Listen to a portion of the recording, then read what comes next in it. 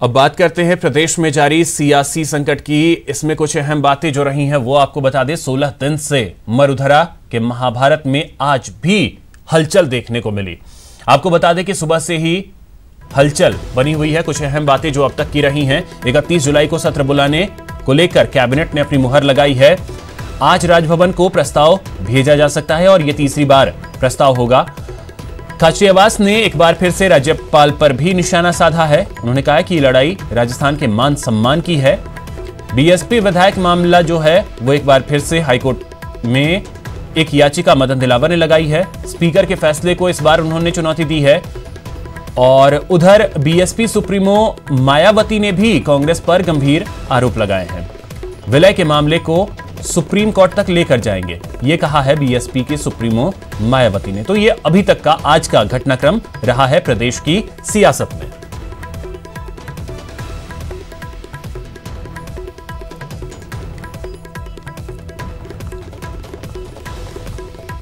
तो राज्यपाल के सवाल पर आज गहलोत कैबिनेट की बैठक हुई। बैठक के बाद राजस्व मंत्री हरीश चौधरी ने कहा कि राज्यपाल के सवाल निराधार हैं।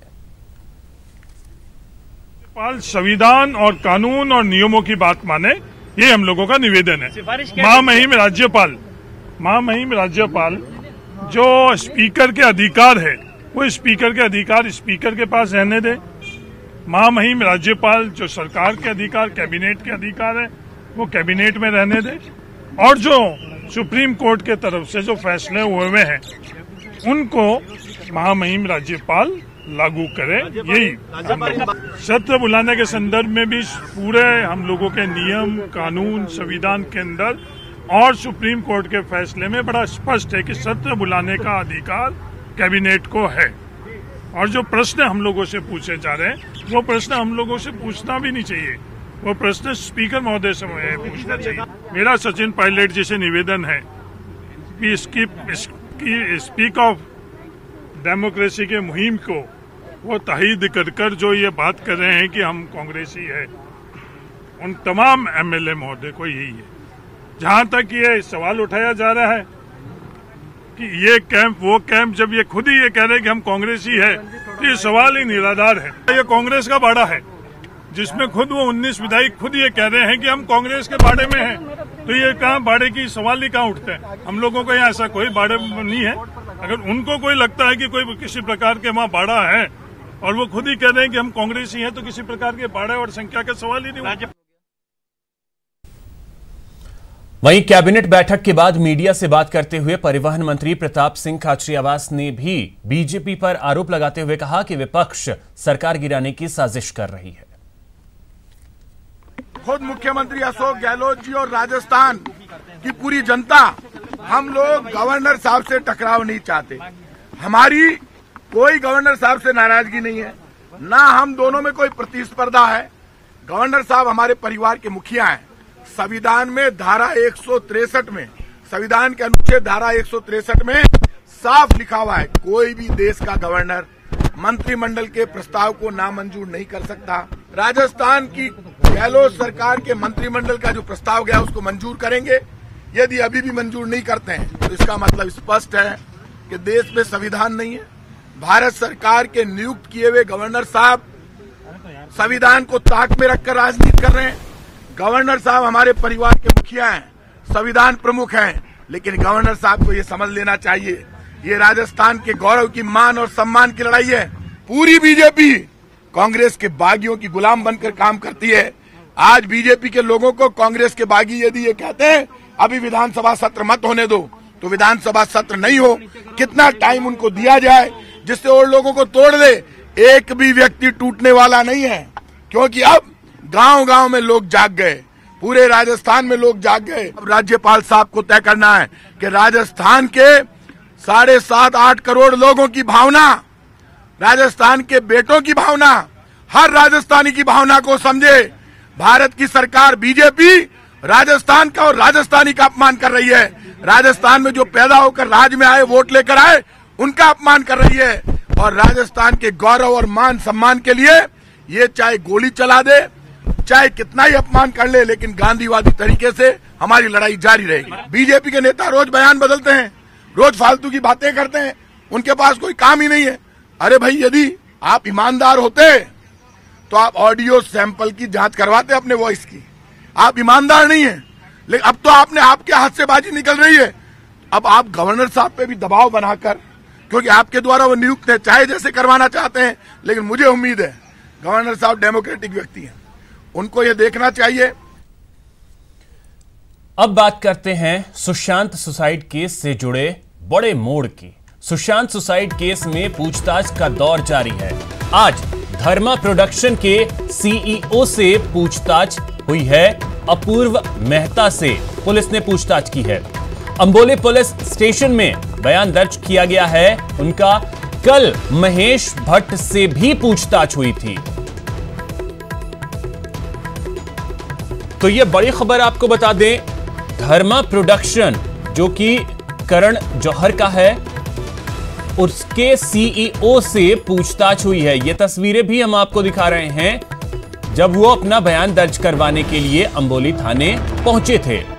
तो अंबोली थाना पुलिस ने बयान दर्ज कर लिया है। सुशांत सिंह राजपूत के सुसाइड केस में कल महेश भट्ट का बयान दर्ज हुआ था। शिखा धारीवाल हमारी सहयोगी मुंबई से अधिक जानकारी के साथ जुड़ गई हैं। शिखा, क्या जानकारी है? धर्मा प्रोडक्शन के सीईओ से पूछताछ हुई है, क्या करण जौहर से भी पूछताछ होगी? क्या अपडेट इस वक्त? जी बिल्कुल, देखिए अभी तक जो जानकारी सामने आई है उसमें यही जानकारी सामने आई है कि धर्मा प्रोडक्शन के सीईओ मुंबई के अंधेरी इलाके के अंबोली पुलिस स्टेशन में पहुंचे, जहां उन्होंने अपना बयान दर्ज कराया।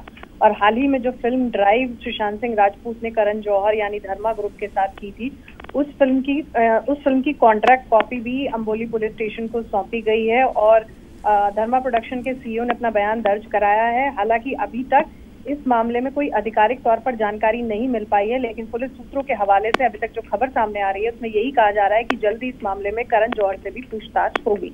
जी शिखा, एक और चीज बात यह भी थी कि कंगना रनौत से भी पूछताछ होगी। उन्होंने कोरोना का हवाला देते हुए कहा था कि वो मुंबई फिलहाल नहीं आ पाएंगी। क्या इसमें कुछ अपडेट है कि वो कब मुंबई आएंगी और उनका बयान क्या दर्ज होगा? देखिए, लगातार कंगना रनावत लगातार कहती आ रही हैं कि वो मुंबई पुलिस को तमाम अच्छी तरीके से सपोर्ट करने के लिए तैयार हैं और वो इस मामले में अपना बयान दर्ज कराना चाहती हैं। हालांकि मुंबई पुलिस का बीच में दावा था कि उन्होंने कंगना को सम्मन भेजा, लेकिन कंगना क्योंकि इस वक्त शिमला में है जिसकी वजह से वो नहीं आ पाई। जबकि कंगना ने एक ट्वीट करते हुए इस बात में एक अलग से जानकारी देते हुए कहा था कि मुंबई पुलिस से उनकी बहन रंगोली लगातार बातचीत कर रही है, लगातार टच में है, लेकिन मुंबई पुलिस ने उन्हें ना ही कोई सम्मन भेजा है और ना ही वो उनका बयान दर्ज करने के लिए कोई स्टेप लेती हुई नजर आ रही है। उसके बाद से हालांकि अब कंगना की टीम ने वापस ट्वीट करके और कंगना की टीम ने एक ऑफिशियल स्टेटमेंट साझा किया था जिसमें उन्होंने कहा था कि वो इस वक्त मुंबई में नहीं है, लेकिन मुंबई पुलिस अगर उनसे बातचीत करती है वो तो जरूर इस मामले में अपना बयान दर्ज कराना चाहेंगी, चाहे वो ईमेल के माध्यम से हो, फोन के माध्यम से हो, या फिर जब वो मुंबई आएंगी तब इस मामले में अपना बयान दर्ज कराएंगी। जी शिखा, एक और चीज, इस मामले की जांच सीबीआई करे, ये लगातार मांग उठती जा रही है। तो क्या महाराष्ट्र सरकार इसके विषय में भी सोच रही है कि क्या ये केस मुंबई पुलिस ही जांच करेगी या सीबीआई को सौंपी जा सकती है ये केस? जी बिल्कुल, देखिए हम आपको बताना चाहेंगे कि पॉलिटिकल जो मामला है, अगर हम पॉलिटिकल की भी बात करें तो वो कहीं ना कहीं से कई तरफ से देखने में आ रहा है कि लगातार सिर्फ सोशल मीडिया पर सुशांत सिंह राजपूत के फैंस ही नहीं बल्कि कई सांसद, बीजेपी के सांसद की हम बात करें तो कई बीजेपी के सांसद भी अपील कर चुके हैं सीबीआई इंक्वायरी के लिए। तो वहीं हम आपको बताना चाहेंगे कि कल अजीत पवार के बेटे ने भी एक गुहार की है। उन्होंने कहा है कि इस मामले को होम मिनिस्ट्री को इस मामले को सीबीआई या इस पर एसआईटी जांच बैठानी चाहिए और इस मामले की इंक्वायरी होनी चाहिए। तो लगातार देखिए जो सीबीआई की जो मांग है वो सुशांत के फैंस ही नहीं, चाहे बॉलीवुड इंडस्ट्री भी दबे शब्दों में कह रही हो या कंगना रनौत खुद खुले शब्दों में भी कह रही हैं, तो वहीं पॉलिटिकली भी हर पार्टी की तरफ से कहीं ना कहीं ये मांग सामने आ रही है कि इस मामले की सीबीआई जांच होनी चाहिए। जी चलिए, बहुत शुक्रिया शिखा आपका इन तमाम जानकारियों के लिए। तो देखिए, सीबीआई जांच की मांग भी उठ रही है, वहीं मुंबई पुलिस जो है वो जांच कर रही है। धर्मा प्रोडक्शन के सीईओ से पूछताछ हुई है, महेश भट्ट से पूछताछ हुई है और अब जो सूत्रों के हवाले से जानकारी मिल रही है उसके अनुसार ये है कि करण जौहर से भी पूछताछ हो सकती है।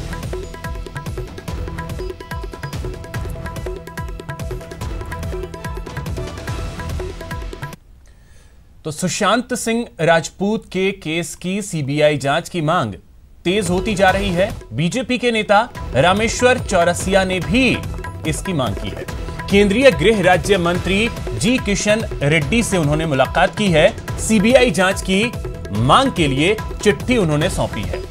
एनसीपी के नेता पार्थ पवार भी इसकी मांग कर चुके हैं। पार्थ पवार ने महाराष्ट्र के गृह मंत्री से यह मांग की।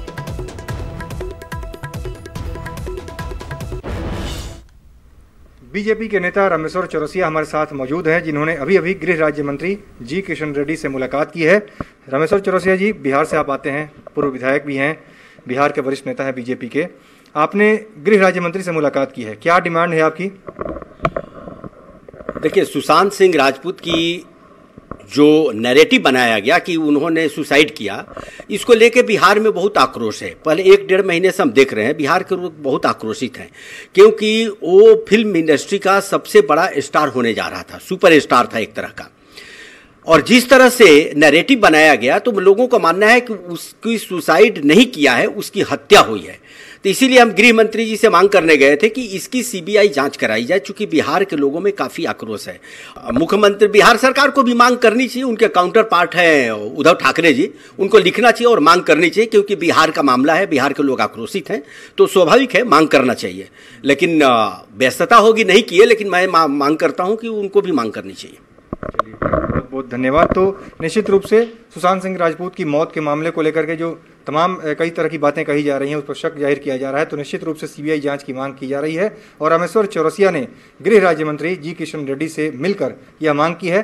लेकिन उनकी तरफ से यह भी कहा जा रहा है कि बिहार के मुख्यमंत्री नीतीश कुमार की तरफ से अगर सीबीआई जांच की मांग की जाए, काउंटर पार्ट जो उद्धव ठाकरे हैं उनसे बात करके, तो बेहतर होगा।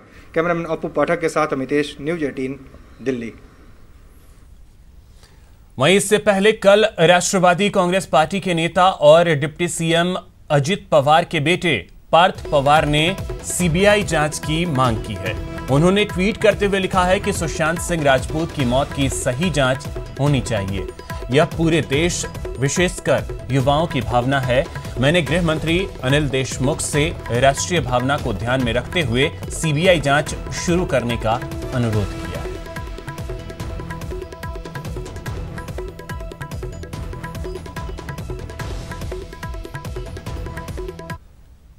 तो सुशांत सिंह राजपूत केस में अब तक क्या क्या हुआ है, जरा यह भी समझने की कोशिश करते हैं। दरअसल 14 जून को सुशांत सिंह राजपूत ने खुदकुशी कर ली थी। मामले में अब तक 38 लोगों के बयान दर्ज हो चुके हैं। कल महेश भट्ट से 2.5 घंटे तक पूछताछ हुई थी। आज धर्मा प्रोडक्शन के सीईओ अपूर्व मेहता से पूछताछ हुई। जानकारी यह है कि इसी हफ्ते करण जौहर से भी पूछताछ हो सकती है। सूत्रों के हवाले से यह भी बड़ी जानकारी है। वहीं रिया चक्रवर्ती, संजय लीला भंसाली से पहले ही इस मामले में पूछताछ हो चुकी है। इसके अलावा संजना सांघी, जो कि सुशांत की आखिरी फिल्म में उनके साथ नजर आई थी, शेखर कपूर से भी पूछताछ हो चुकी है। कंगना रनौत को भी पूछताछ के लिए बुलाया गया है। कल पार्थ पवार ने सीबीआई जांच की मांग की थी। आज रामेश्वर चौरसिया ने सीबीआई जांच की मांग की है, जो कि बीजेपी के नेता है।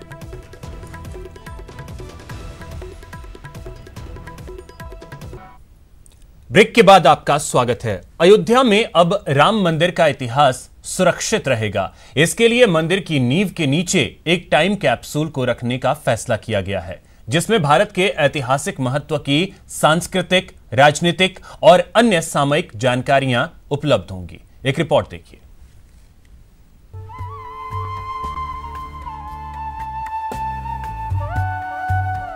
अयोध्या में राम मंदिर के निर्माण की घड़ी अब नजदीक आ रही है। सदियों की लंबी कानूनी लड़ाई, दलीलों, सबूतों और विवादों के बाद मंदिर के निर्माण का रास्ता साफ हुआ। लेकिन भविष्य में ऐसा कोई विवाद खड़ा न हो, इसके लिए एक अहम कदम उठाया जा रहा है।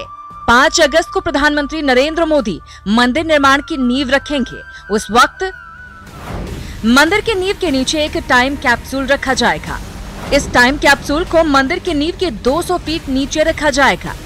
इससे जमीन के भीतर राम मंदिर का इतिहास सुरक्षित रहेगा। टाइम कैप्सूल में मंदिर से जुड़े कई सबूत और ऐतिहासिक जानकारियां होंगी। मंदिर की नींव के नीचे इस कैप्सूल को इसीलिए रखा जा रहा है ताकि आने वाली पीढ़ियों में कभी इसे लेकर विवाद हो तो सच्चाई का पता लग सके। अब आप सोच रहे होंगे कि टाइम कैप्सूल में सदियों तक दस्तावेज कैसे सुरक्षित रहेंगे, तो चलिए आपको बताते हैं कि टाइम कैप्सूल क्या होता है।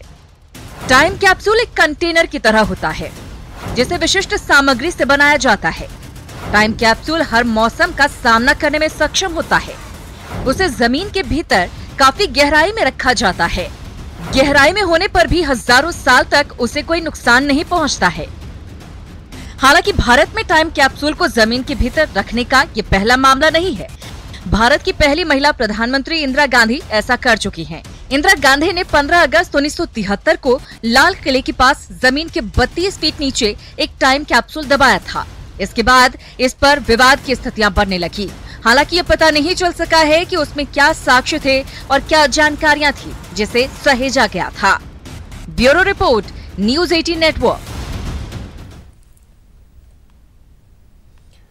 5 राफेल विमान के वायुसेना में शामिल होने की तारीख नजदीक आ गई है। अब बस चंद घंटों का इंतजार और फिर चीन पाकिस्तान के होश ठिकाने करने वाला फाइटर राफेल विमान वायुसेना में शामिल हो जाएगा।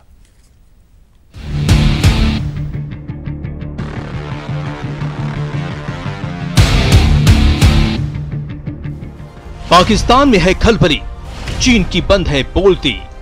इमरान कर रहा है बाग बाग, जिनपिंग की अटकी है सांस, क्योंकि आ रहा है पाक चीन का काल। राउडी राफेल से हवा टाइट है।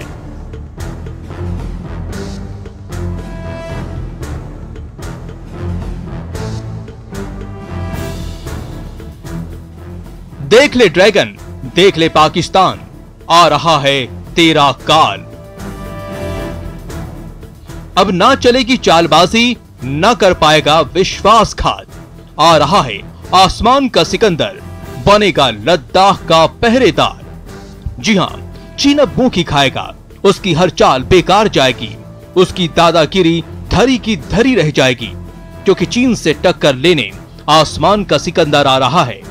फ्रांस से 5 राफेल विमानों के बैच ने फ्रांस से भारत के लिए उड़ान भर चुका है, जो 29 जुलाई को अंबाला एयरबेस पहुंचेगा। These are extremely swift, nimble, versatile, and very deadly aircraft. You might call them. They are both beauty and beast. They are superb flying machines being flown by the best pilots in the world. We'd like to thank Dassault for delivering the aircraft on time, the French Air Force and the French government for all the support they've provided. This is going to add a great deal of strength to our air power and defense preparedness, but it is also a powerful symbol of the strategic partnership between India and France. Rafale भारतीय वायुसेना के 17वें squadron golden arrows का हिस्सा बनेगा, जो Rafale विमान से सुसज्जित पहला स्क्वाड्रन है। फ्रांस से यूएई के यात्रा के दौरान राफेल विमान के साथ हवा में ईंधन भरने वाले 2 रिफ्यूलर भी आएंगे। भारतीय वायुसेना के पायलट जिन्होंने राफेल विमान की उड़ान की ट्रेनिंग ली है, वही विमान उड़ाकर लेकर भारत आ रहे हैं। अब राफेल इतना खास क्यों है, ये समझना है तो इसकी तुलना F-16 से देख लीजिए। राफेल मेटियोर स्काल्प मिसाइल से लैस है। मेटियोर की रेंज 150 किलोमीटर, जबकि स्काल्प दुश्मन के घर में 300 किलोमीटर तक मार कर सकता है। वहीं F-16 पर लगे एम्ब्रॉम मिसाइल की रेंज सिर्फ 100 किलोमीटर है। राफेल 15,240 किलोमीटर की ऊंचाई तक उड़ान भर सकता है, लेकिन F-16 यहां भी राफेल से पीछे है। राफेल 18,288 मीटर प्रति मिनट की रफ्तार से आसमान को भेज सकता है, जबकि F-16 का रेट ऑफ क्लाइंब महज 15,240 मीटर प्रति मिनट है। इसके अलावा राफेल अफगानिस्तान, लीबिया और इराक में सफल मिशन को अंजाम दे चुका है, जबकि F-16 सिर्फ अफगानिस्तान में इस्तेमाल हुआ है। F-16 का राडार सिस्टम 84 किलोमीटर के दायरे में 20 टारगेट को डिटेक्ट कर सकता है, लेकिन राफेल का राडार सिस्टम 100 किलोमीटर के दायरे में एक बार में एक साथ 40 टारगेट को डिटेक्ट कर सकता है।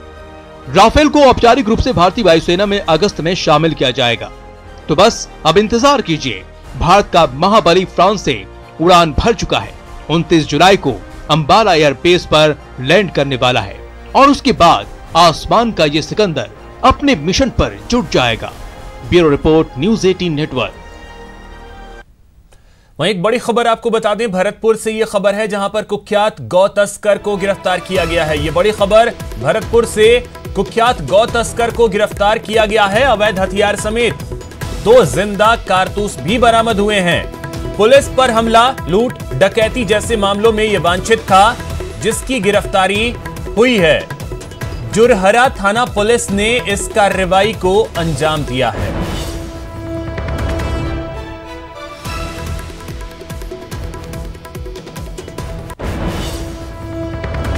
चलिए अब आपको सीकर लिए चलते हैं, जहां NH 52 पर एक कार में अचानक आग लग गई।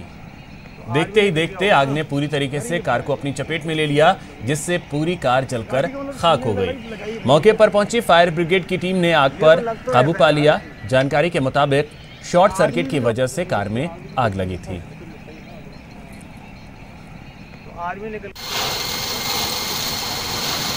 तो ये 2 तस्वीरें हम आपको दिखा रहे हैं। एक तस्वीर में आप देख सकते हैं कि कार धू धू कर जल रही है, और दूसरी जो तस्वीर है उसी कार की ये तस्वीर है जिसमें आग लगी थी। आग को बुझा लिया गया, लेकिन कार जो है वो पूरी तरीके से जलकर खाक हो चुकी थी। दमकल के जो कर्मचारी हैं वो वहां पहुंचे और आग पर काबू पा लिया। वहीं जयपुर से एक बड़ी खबर आपको बता दें, जहां पर घूस लेते हुए कोर्ट का बाबू ट्रैप किया गया है। ये बड़ी खबर आपको बताएं जयपुर से, जहां पर ACB ने कार्रवाई करते हुए 3000 की घूस लेते हुए ट्रैप किया है कोर्ट के बाबू को। फैसला अपने पक्ष में कराने के एवज में ये रिश्वत की मांग की गई थी, जिसके बाद ACB के शिकंजे में ये बाबू फंस गया। वहीं जयपुर में ही ACB की एक और कार्रवाई देखने को मिली है, जहां पर ASI 10,000 रुपए की रिश्वत लेते हुए ट्रैप किया गया। श्यामनगर थाने का ASI जिसे ट्रैप किया गया। तो फिलहाल इस बुलेटिन में इतना ही। नमस्कार।